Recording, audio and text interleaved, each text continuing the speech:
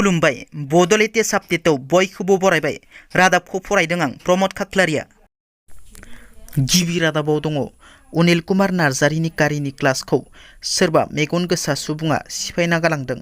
क'क्राझार जिल्लानि सेरफांगुरिनि थागिबि बर'नि बयजोंबो सिनायजानाय मुंदांखा फेस्ला फावखुंगुर अनिल कुमार नार्जारिनि गारिनि ग्लासखौ सोरबा सिनाय मोनै दुथांफोरा अन्थाइजों बुफायना गालांदों।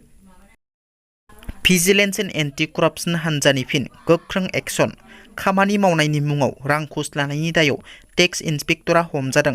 स्टेट टेक्स सुपारिन्टेन्डेन्टनि इनचार्ज निरेन भट्टाचार्यआ रां घुस लानायनि दायाव हमजादों।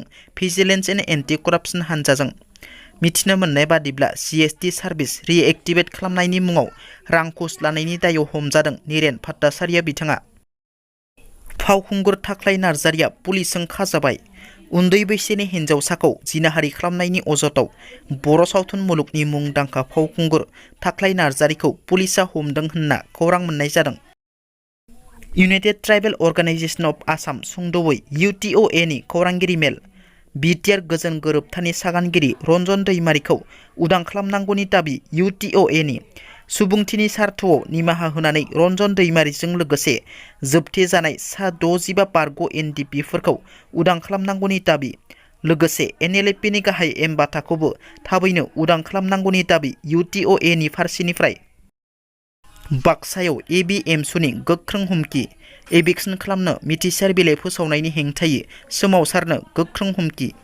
बाक्सानि आलियायाव गं11 नखरफोरखौ एभिक्सननि मिथिसार बिलाइ फोसावनायनि उनाव राहा गोथे जानाय रायजोफोरनि सेराव ABMSUनि थान्दै दोलोआ थांनानै खौरां लाहैनायजों लोगोसे गोख्रों बेरेखा सोमावसारनायनि हुमखि होयो। 15 साननि गेजेराव न' बां हा उदां खालामाब्ला एभिक्सन खालामगोन होनना मिथिसार बिलाइ फोसावो। बे मिथिसार बिलाइ फोसावनायनि उनावनो जालाखादनि थासारिया दुंहाव सोमजिदों। मिथिसार बिलाइ मोननाय नखरफोरा राहा गोथे जानाय नखरफोरनो ABMSU फारसेनिफ्राय खोथा होयो। रायजोजों लोगोसे अराय गसंफागोन आरो गोनांथि जायोब्ला ABMSUआ बेरेखा सोमावसारनोबो हुमखि होयो आरो बिटिआरनि गाहाय प्रमद बर' आरो क'क्राझार लकसभा बियाबनि MP नब कुमार सरनियाखौबो गोख्रों हुमखि होयो ABMSUआ। आसामनि शिबसागराव खावसे लंथं थासारियाव सासे आइजोनि गोथै देहा बोखांनो मोननाया ओनसोलनि सुबुंफोरखौ सोमोनांहोदों। बे जाथाया जादों शिबसागर नोगोरनि खाथियाव थानाय दिसेल गामियाव। ओनसोलनि सुबुंफोरा फोरमायनाय बादिब्ला खावसे लुफुंनाय गंसे न'आव आइजोखौ खावसे लंथं थासारियाव मोननो हायो। रिपर्टनि बादिब्ला आइजोनि देहायाव माखासे जखम जानायनि सिनबो नुनो मोननाय जादों।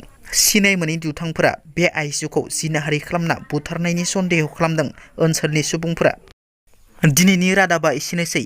नोंथांमोना जुदि आंनि रादाबखौ खोनासंनानै मोजां मोनदोंब्ला अन्नानै लाइक, शेयार आरो साबस्क्राइब खालामनो दाबाव। गोजोन्थों।